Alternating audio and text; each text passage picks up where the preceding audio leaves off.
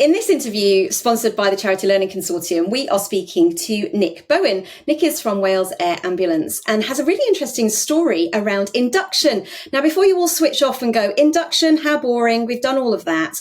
Actually, have you done your new induction with 100% of your staff? Let's hear from Nick about how he managed to persuade all of his team to go through the induction process, even if they've been in the organisation for a number of years. Nick, who are you? Where'd you come from? A little intro from you would be great, please. No problem. Hi, Michelle. Thank you so much for having me. As you said, my name's Nick Bowen. I work for Wales Air Ambulance and I'm the Training, Learning and Development and HR business partner. So I do a bit of HR work, but the main part of my job is obviously the training, learning and development of the charity and everyone in it. So I hear that you have done some good work around induction, and this all started with good stakeholder engagement. So do tell us your story.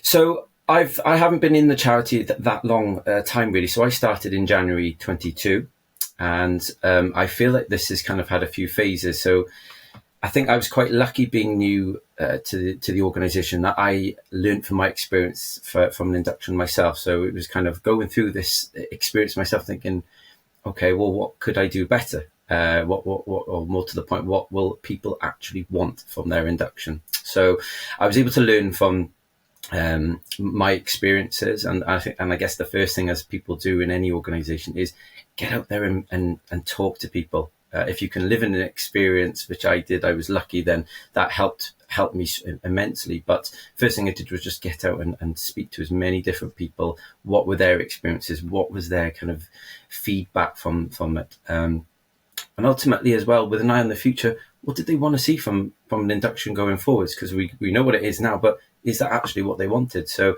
that was the first part for me, really, was just getting out and speaking to everybody. This wasn't a straightforward induction in that it was done in a couple of phases, but really getting to the crux of it, Michelle, what led us to re-induct everybody was there was a catalyst for this, which was we had a bit of a requirement to update all our kind of health and safety processes. And at the time, I think like most people, when you see quite a big issue happening in your area, you think, oh no, what am I going to do? But it was when you kind of sat back, reflect, you think, actually, this is the perfect opportunity. This is the catalyst to start again. So that's ultimately kind of what we did then is I'd learned from my experiences. I'd tried to improve our LMS and our platform as we were going along for new recruits. But it wasn't until this particular issue came up within health and safety where we thought, actually, let's start afresh. So I have to be honest with everybody and say my name probably wasn't flavour of the month, because having to re-induct everybody probably didn't go down too well with everybody, because that did mean it didn't matter whether you just joined like myself or you'd been at the organisation for over 20 years. Everyone was in this together, so we all had to do it again. So let me recap on what I'm hearing you talk about, that you had a poor induction yourself, and that's not uncommon. Our own experiences when we move into organisations can help us really expose what some of the challenges are. But that was further driven by there being, a burning platform of health and safety issues. So I'm sorry that you weren't flavour of the month, but actually it sounds like it was required and needed a shift.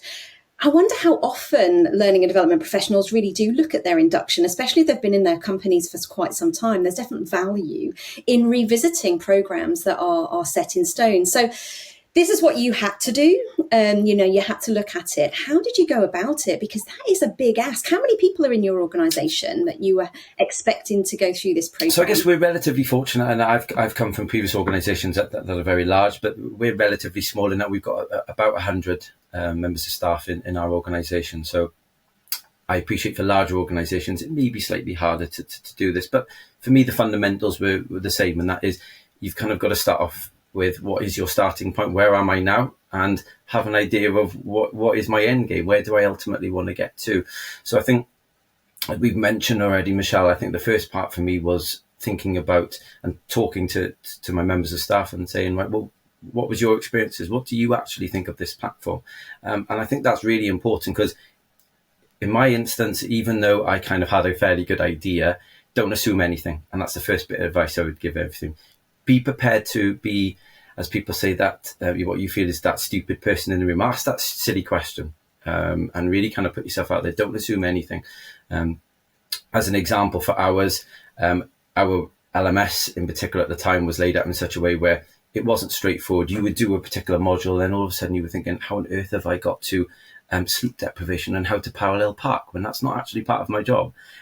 So that's just, a really basic example of, right, well, it was clear how I could improve that. So that was a really nice one. But I think making it, a second bit of advice I would give to everybody as well is try and get some guinea pigs, let's call it, or try and get some people to actually test it and test your product if you can, as much as possible. Even if it's parts of it, you may not have the finished part of it, but getting that feedback as you go along, I think is essential, because you may think it's good, but ultimately it's not for me. It's for you, and it's for all your staff. So it's got to be kind of relatable. It's got to be user friendly, and that's kind of been my focus. The whole point of this is, can it be as simple as possible for everybody to follow, so that we don't go rabbit holes, and I'm not doing sleep deprivation course all of a sudden, which I wasn't meant to do.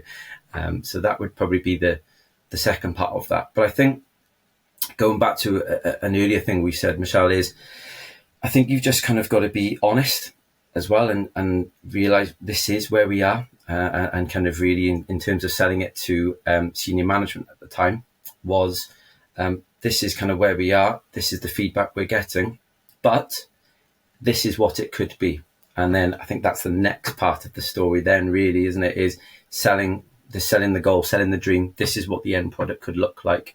And if you've done your feedback, got it, collated it all from your members of staff along the way, you can say, this is actually going down really well. Initial feedback is telling me X, Y, and Z. So I think it's really powerful to have that.